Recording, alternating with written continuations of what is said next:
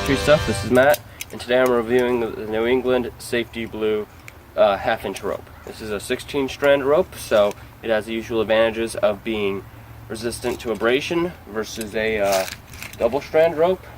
A double braid rope.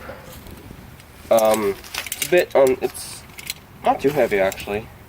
It's a pain to splice though, but it runs well in the toothless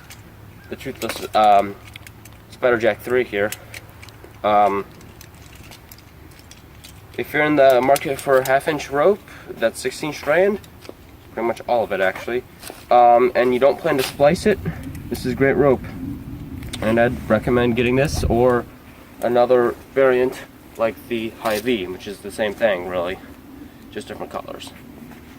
Of course, the downside of it being white is you really see the dirt, but maybe you see that as an advantage because then you know when to wash it.